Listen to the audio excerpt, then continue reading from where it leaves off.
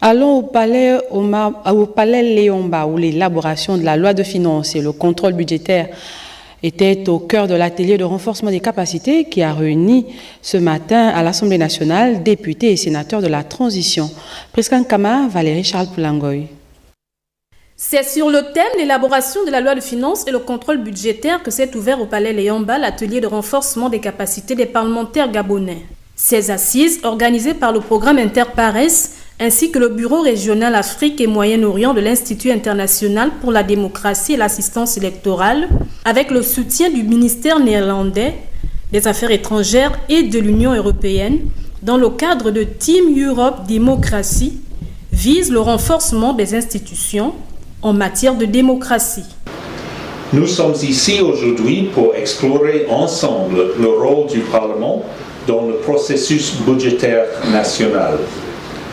Parmi ses responsabilités constitutionnelles, qui incluent la législation, le contrôle de l'exécutif et la représentation des citoyens, le pouvoir de voter le budget et de contrôler l'exécution du budget est à bien des égards le plus important. Occasion tout indiquée pour les parlementaires de la transition d'exprimer leur reconnaissance. C'est le moment propice pour exprimer toute notre gratitude à ses partenaires au nom des autorités gabonaises dans leur ensemble et en particulier du Parlement. Par ailleurs, comme vous avez pu le constater, cet atelier sera une occasion précieuse pour les parlementaires de se doter des outils nécessaires à la compréhension des mécanismes d'élaboration de la loi de finances ainsi que du contrôle budgétaire. Cet atelier de renforcement des capacités en faveur des représentants du Parlement du Gabon entend contribuer à la promotion de la bonne gouvernance. On reste à l'Assemblée nationale où le haut-commissaire du Royaume-Uni près le Gabon a été reçu ce matin par le président de l'Assemblée nationale en trame de fond les textes qui régissent les deux pays et leur fonctionnement. Jean-Rodrigue Bingounou, Valérie Charles Poulangoy. La rencontre entre le président de l'Assemblée nationale de transition, l'honorable Jean-François Ndongo, et son Excellence Simon Day, haut-commissaire du Royaume-Uni près la République gabonaise, s'inscrit dans la série de prises de contact que le diplomate britannique a initié avec les autorités du pays depuis son arrivée au Gabon en juin dernier. Nous avons des systèmes démocratiques différents. Le système britannique a une constitution qui n'est pas écrite. Au Gabon, il y a une constitution. Et c'était fort intéressant de discuter avec le président de l'Assemblée nationale sur ces questions.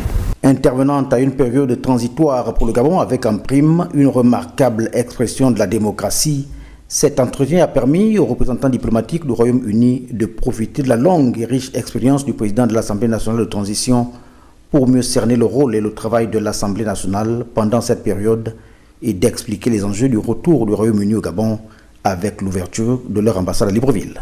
À la base, les deux pays cherchent des systèmes démocratiques et avec ça, on a des députés qui sont à la rencontre du peuple.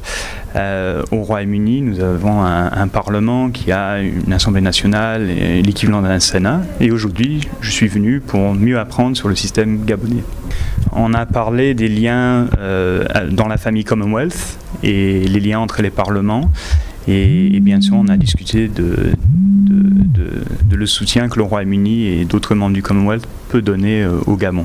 Revenu sur le mode électoral jusque-là en vigueur au Gabon avec les événements ayant conduit au coup dit de libération d'août dernier, le président Jean-François Ndongo s'est réjoui avec son hôte de l'ouverture de la représentation diplomatique du Royaume-Uni au Gabon, ce qui, selon lui, devrait raffermir les liens de coopération entre les deux pays.